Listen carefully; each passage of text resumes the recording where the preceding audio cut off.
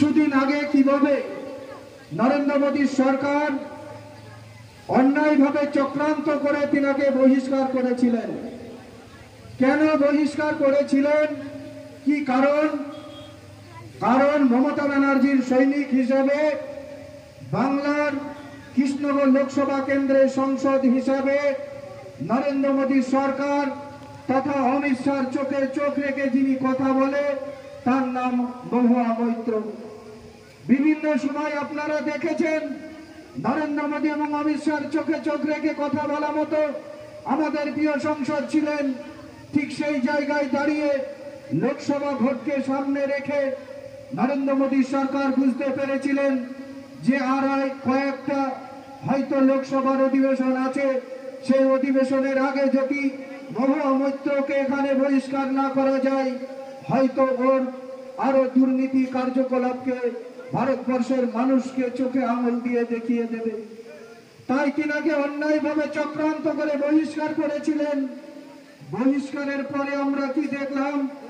আমরা দেখতে পেলাম ভারতবর্ষের জননেত্রী তথা তৃণমূল কংগ্রেসের সুপ্রিয় মমতা ব্যানার্জি, তিনি সেদিনই যেদিন বহিষ্কার করেছিলেন বিজেপি সরকার, সেদিন উত্তরবঙ্গে থেকে আমাদের নেত্রী আমাদের মুখ্যমন্ত্রী মমতা ব্যানার্জি ঘোষণা দিয়েছিলেন যে কৃষ্ণনগর লোকসভা কেন্দ্রের আগামী দিন আবারও প্রার্থী মহুয়া মৈত্র। এটা আমাদের গর্বের বিষয় যে আমাদের নেত্রী মুখ্যমন্ত্রী মমতা ব্যানার্জি কৃষ্ণনগর লোকসভা কেন্দ্রের বাংলার 42টা আসনের মধ্যে প্রথম নাম ঘোষণা করেছিলেন আমাদের প্রার্থীর।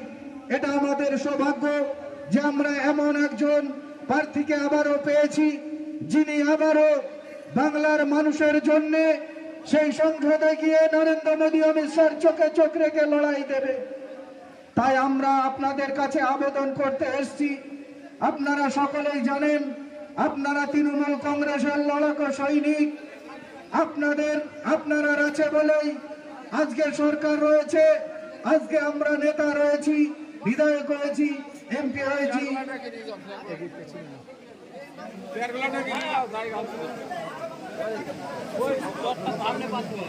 তাই সেই জায়গায় দাঁড়িয়ে আমরা সকলেই জানি 14 সালে বিজেপি ক্ষমতায় আসার আগে কিভাবে এই বিজেপি সরকার ভারতবর্ষের মানুষকে কথা দিয়েছিল। বিজেপি সরকার কথা দিয়েছিল যে বাংলার তথা ভারতবর্ষের যে কালোধন বিদেশে আছে সেটাকে সেখান থেকে উদ্ধার করে সারা ভারতবর্ষের মানুষের প্রতিটা মানুষের অ্যাকাউন্টে 15 লক্ষ করে টাকা দেওয়া হবে। কিন্তু আমরা কি দেখেছি? 15 লক্ষ তো দূরের কথা, 15 পয়সা আজ পর্যন্ত আমরা পাইনি। আমরা কি দেখেছি?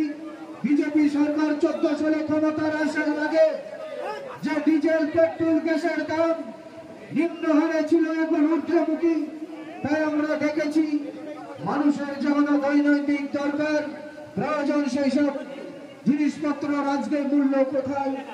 যে তেলের দাম ছিল 60 টাকা আজকে সেটা 110 টাকা।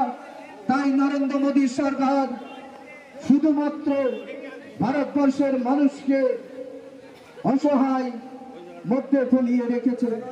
আর আমাদের প্রিয় মুখ্যমন্ত্রী 2011 সালের আগে কথা দিয়েছিলেন যে আমাদেরকে সরকারে নিয়ে আসলে বাংলাকে আমরা সোনার বাংলা তৈরি করব। তাই আমাদের মুখ্যমন্ত্রী আমরা কি পেয়েছি?